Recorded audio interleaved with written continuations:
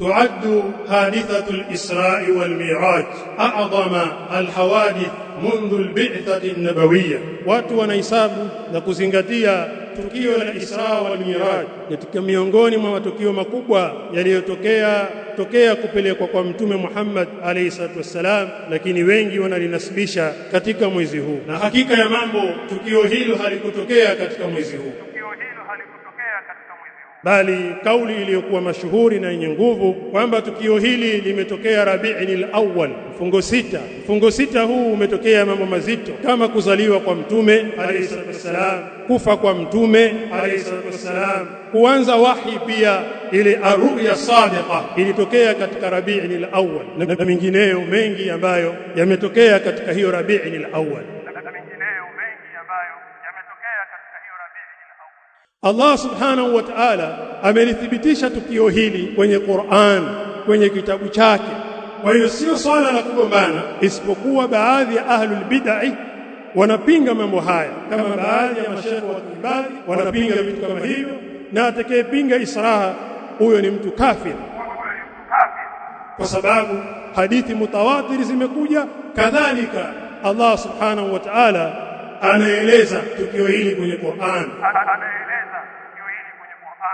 Kwa hiyo yeye Allah alimpeleka yeye Mtume Muhammad alayhi salatu wassalam, hakumpeleka kwa ndoto wala kwa kitu gani wala roho peke yake, bali alimpeleka yeye mwenyewe kwa dhati yake. Atakayepinga mambo haya, mtu huyo ni kafir. Iweje mtume asiweze kupelekwa lakini malaika mnaamini kwamba wanashuka? Hivyo ni vitu vidogo kwa Allah subhanahu wa ta'ala.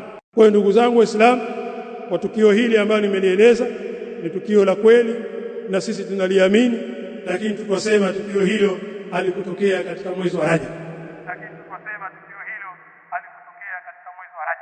Ama ahlul bid'ah wanaosali wakasoma kisa cha Miraj, hao ni kadhabun,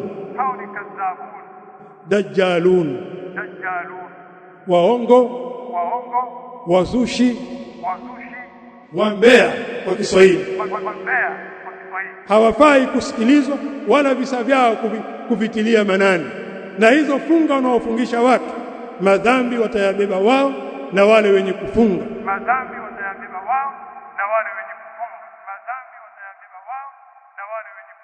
Innal hamdalillah nahmaduhu wa nasta'inuhu wa nastaghfiruh wa na'udhu billahi min shururi anfusina wa min sayyiati a'malina. Man yahdihillahu fala mudilla lahu wa man yudlil fala hadiya lahu. وأشهد أن لا إله إلا الله وحده لا شريك له وأشهد أن محمدًا عبده ورسوله. يا أيها الذين آمنوا اتقوا الله حق تقاته ولا تموتن إلا وأنتم مسلمون. يا أيها الناس اتقوا ربكم الذي خلقكم من نفس واحدة وخلق منها زوجها وبث منهما رجالا كثيرا ونساء واتقوا الله الذي تساءلون به والأرحام إن الله كان عليكم رقيبا. يا أيها الذين آمنوا اتقوا الله وقولوا قولا سديدا يصلح لكم أعمالكم ويغفر لكم ذنوبكم ومن يطع الله ورسوله فقد فاز فوزا عظيما. أما بعد، فإن أصدق الحديث كتاب الله وخير الهدي هدي محمد صلى الله عليه وآله وسلم وشر الأمور محدثاتها فإن كل محدثة بدعة وكل بدعة ضلالة وكل ضلالة في النار. معاشر المسلمين عباد الله، أوصيكم ونفسي بتقوى الله عز وجل، فقد فاز المتقون. Ndugu zangu Waislamu, awali ya yote, baada ya kumhimidi Allah subhanahu wa ta'ala na kumsifu yeye Allah subhanahu wa ta'ala, sambamba kabisa na kumsalia kipenzi chetu mtume wetu Muhammad sallallahu alayhi wa alihi wasallam,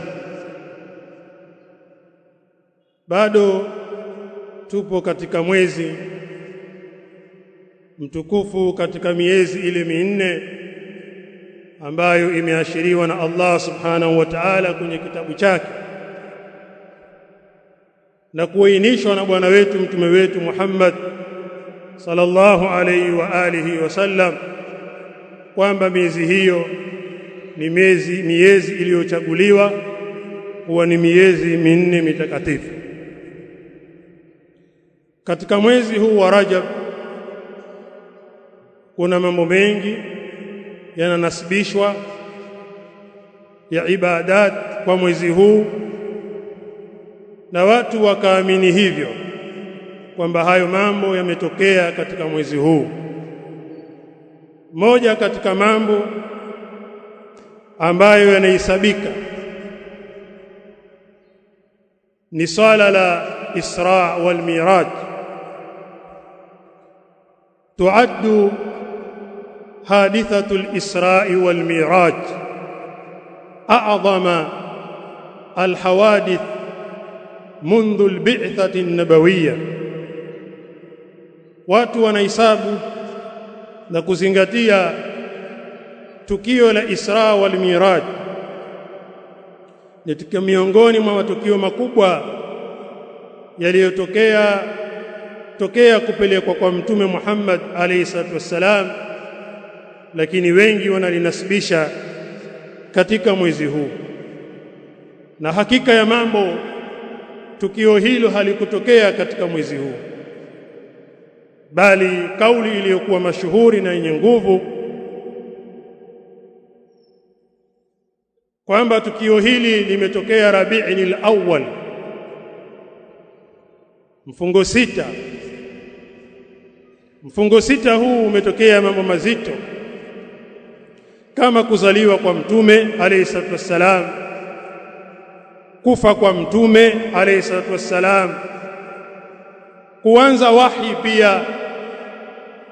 Ile arruya sadiqa ilitokea katika Rabi'il Awwal na mingineyo mengi ambayo yametokea katika hiyo Rabi'il Awwal.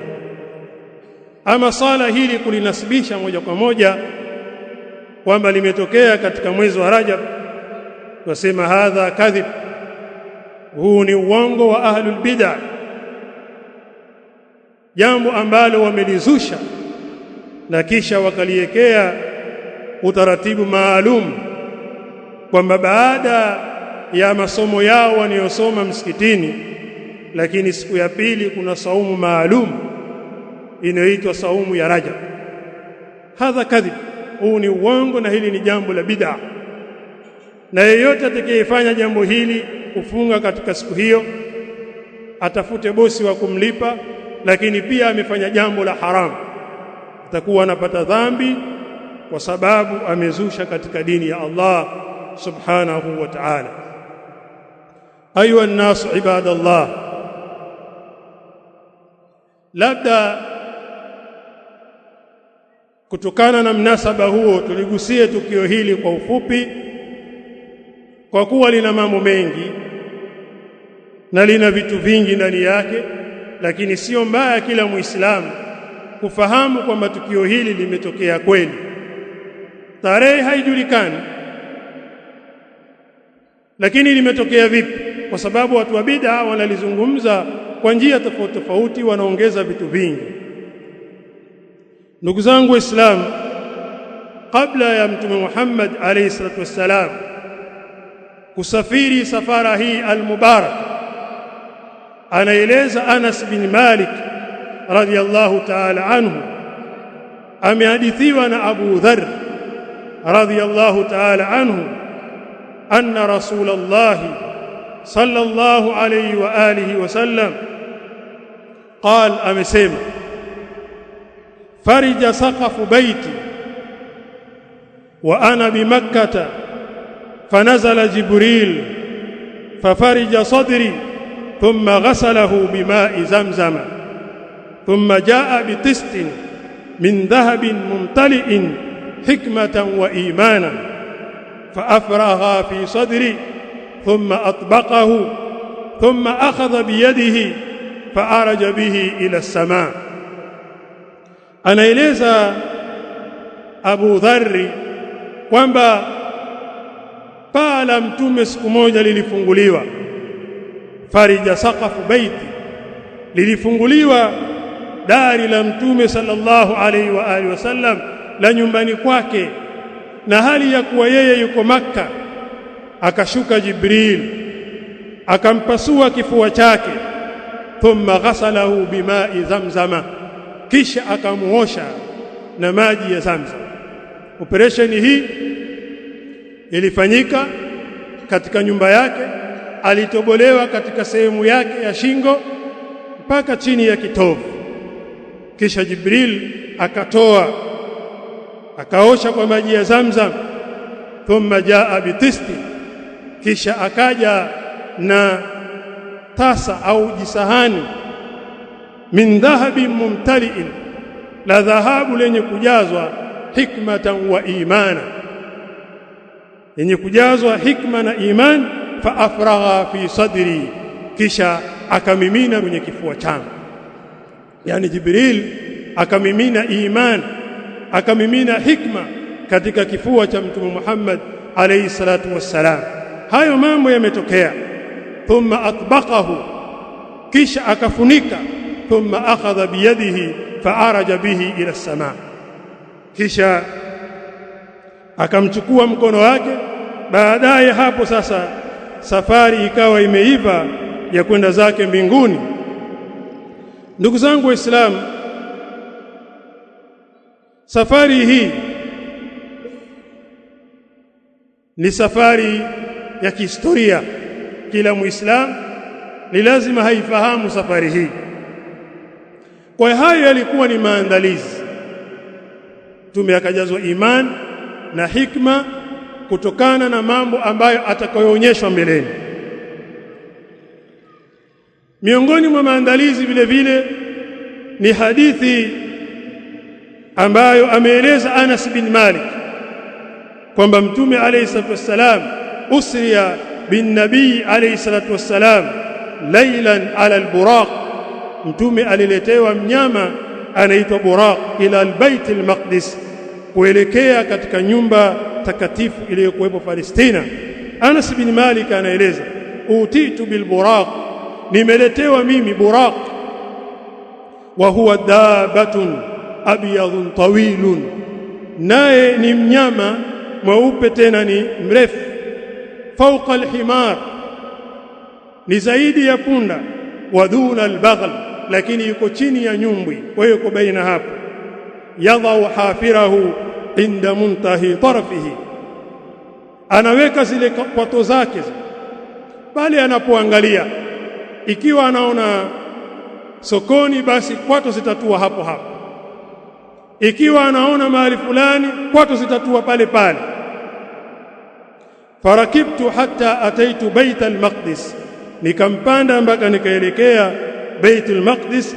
Farabattuhu bil halaqati allati yarbitu biha al-anbiya, kisha nikamfunga kwenye kikuku au kigogo ambacho manabii wanafunga wanyama wao hapo. Thumma dakhaltu al-masjida fasallaitu rak'atayn, kisha nikaingia msikitini nikaswali rakaa mbili, kwa maana aliingia Baitul Maqdis akaswali rakaa mbili. Aqulu ma tasma'un wa billahi tawfiq. Alhamdulillah wassalatu wassalam على أشرف الأنبياء والمرسلين نبينا محمد وعلى آله وصحبه وسلم تسليما كثيرا. أما بعد. Ndugu zangu Waislamu, nimetanguliza hadithi na baadhi ya mambo kidogo tu ambayo yanahusiana na masala ya al-Isra wal Miraj, lakini kuna mambo mengi hapo katikati nimeyaacha. Allah subhanahu wa ta'ala amelithibitisha tukio hili kwenye Qur'an, kwenye kitabu chake. Kwa hiyo sio swala la kugombana, isipokuwa baadhi ya ahlul bid'ah wanapinga mambo haya, kama baadhi ya mashekhi wa kiibadhi wanapinga vitu kama hivyo, na atakayepinga Isra huyo ni mtu kafir, kwa sababu hadithi mutawatir zimekuja. Kadhalika Allah subhanahu wa ta'ala anaeleza tukio hili kwenye Qur'an pale aliposema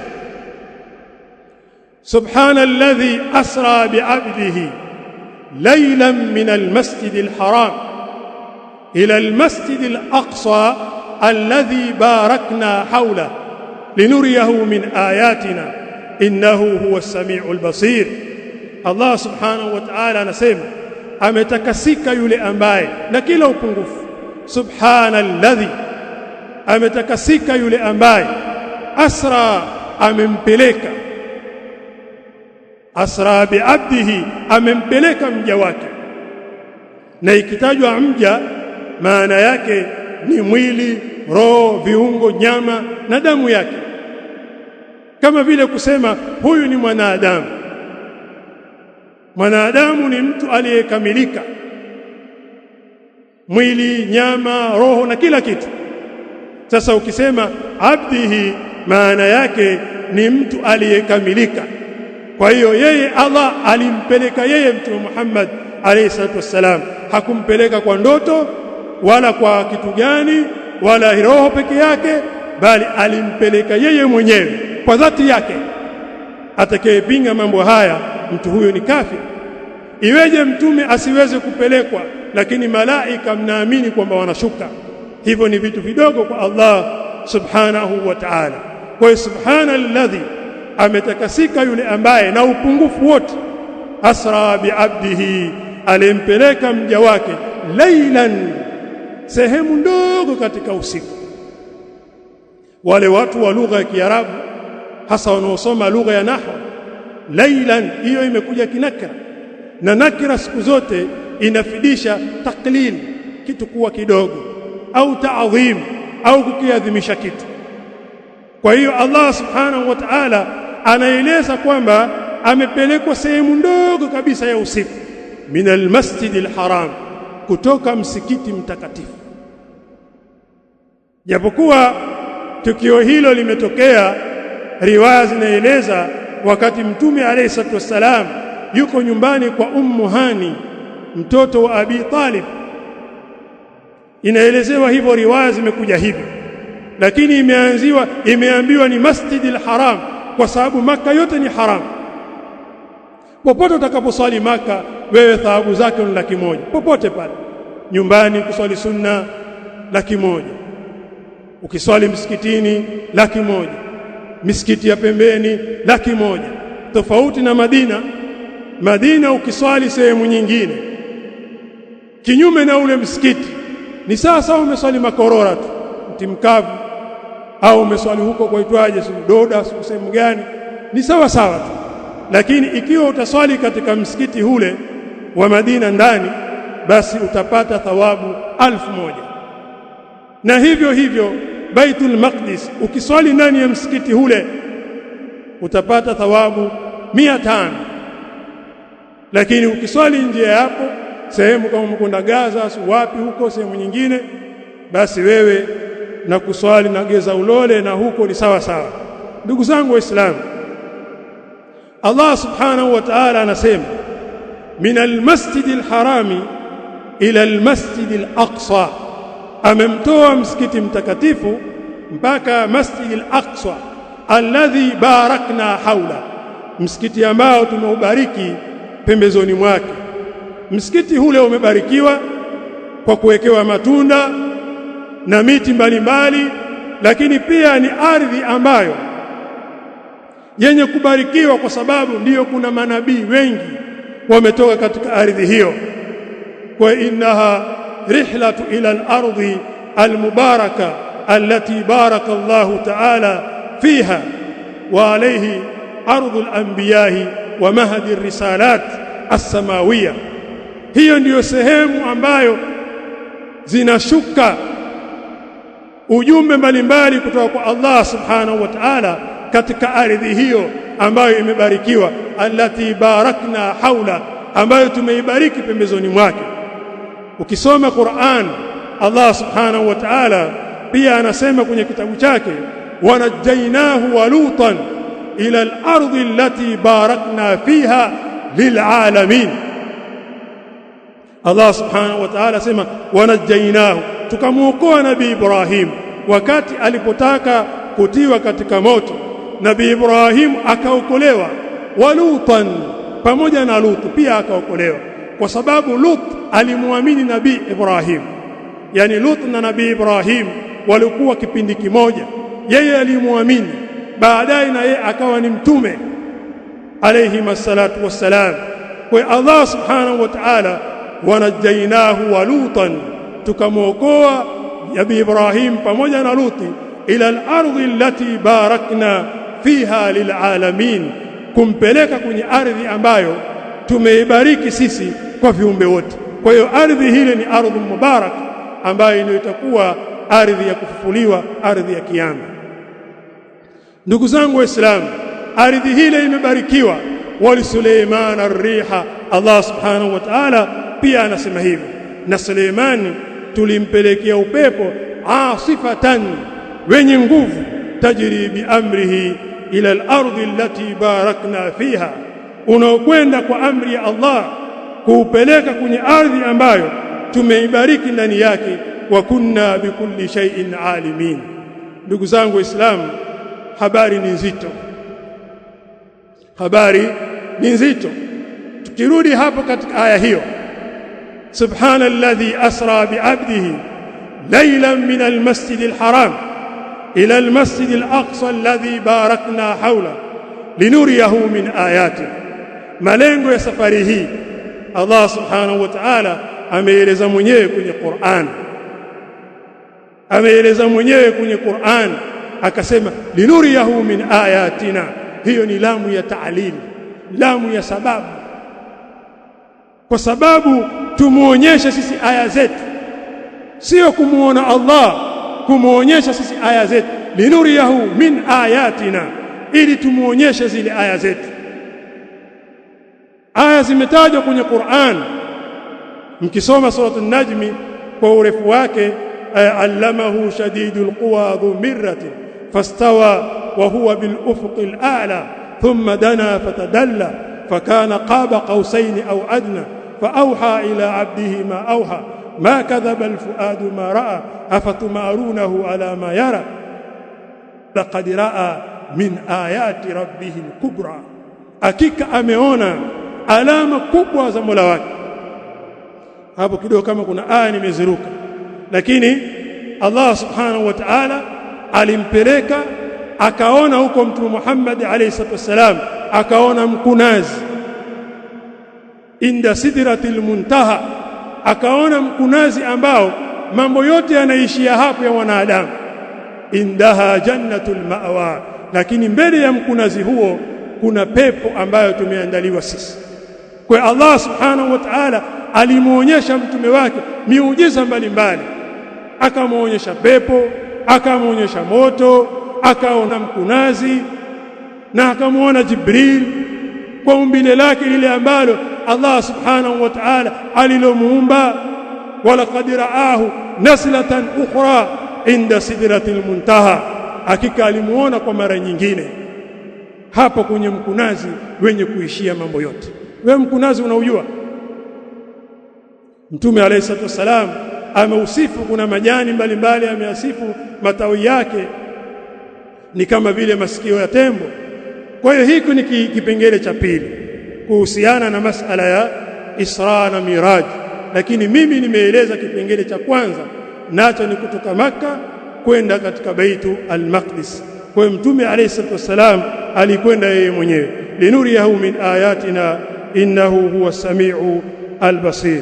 Ndugu zangu Waislamu, miongoni mwa itikadi zetu ni kuamini tukio hili, kwamba tukio hili limetokea.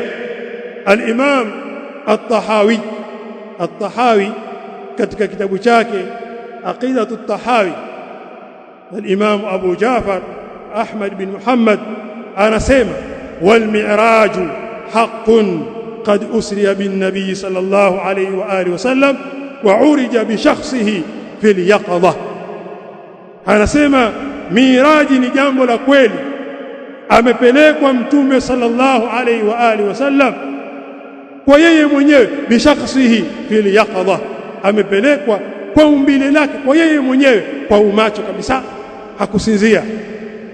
Alikwenda yeye mwenyewe ila samaa, thumma haythu shaa Allahu min al-ula wa akrama Allahu bima shaa wa awha ilayhi ma awha ma kadhaba al-fuadu ma raa fasallallahu alayhi fil akhirati wal ula. Ndugu zangu Waislamu, habari hizi ni habari za kufuatiliwa na watu kuzisoma katika tarehe mbalimbali, japokuwa kuna habari nyingi sana za uongo ndani yake, nyingi sana. Mojawapo wanasema Jibril, yule mnyama, alipofika Baitul Maqdis, Jibril akatoa kidole kwenye jiwe fulani, ikapasuka katikati, kamba ile ikatiwa pale ndani kwa ajili ya kufungua ule mnyama. Lakini hadithi kwenye Bukhari zinaeleza kwamba Mtume alayhi salatu wassalam alimfunga mnyama wake kwenye kigogo ambacho manabii wote wanafunga wanyama wao hapo. Kwa nini tumenena hivi tukasema haya? Mahalu shahidi ni kwamba baada ya matukio haya hakuna kitu kingine chochote kilichosuniwa, ima kufunga ama mingineyo au sadaka fulani. Hakuna kitu hicho ambacho kinatakikana kwa Uislamu. Kama vile anavyosema al-Imam Ibn Rajab, amma as-siyam falam yasihhu fi fadli sawmi Rajab bi khususihi shay'un anin nabii sallallahu alayhi wa alihi wasallam. Ama swala la kufunga haikusihi katika fadhila ya kufunga katika mwezi wa Rajab kuhusisha jambo hilo kitu chochote kutoka kwa Mtume alayhi salatu wassalam. Kwa yoyote unamwona anayefunga kwa kuadhimisha, basi huwa mwenyewe ajifungia tu, basi amepotea katika njia ambayo ya sawa. Kwa hiyo ndugu zangu Waislamu, kwa tukio hili ambalo nimelieleza ni tukio la kweli na sisi tunaliamini, lakini tutwasema tukio hilo alikutokea katika mwezi wa Rajab. Ama ahlul bid'ah wanaosali wakasoma kisa cha Miraj, hao ni kadhabun, dajjalun, waongo, wazushi, wambea kwa Kiswahili. Hawafai kusikilizwa wala visa vyao kuvitilia manani. Na hizo funga wanaofungisha watu, madhambi watayabeba wao na wale wenye kufunga. Kilichosihi kutoka kwa Mtume alayhi salatu wasalam ni mtu kufunga siku ya Jumatatu na siku ya Alhamisi kama mambo ya kawaida yanavyoendelea, na watu kujitahidi kusoma Qur'an kwa ajili ya kwamba unapata thawabu nyingi zaidi, na pia vile vile kujiweka mbali na kumwasi Allah subhanahu wa ta'ala, kwa sababu huu ni mwezi mtakatifu, lakini ndio unamalizikia hili. Kwa hizi siku chache unaweza pia ukajitahidi, kwa sababu huwezi kufahamu kitu gani ambacho kitaweza wewe kukuingiza katika pepo ya Allah subhanahu wa ta'ala. Rabbana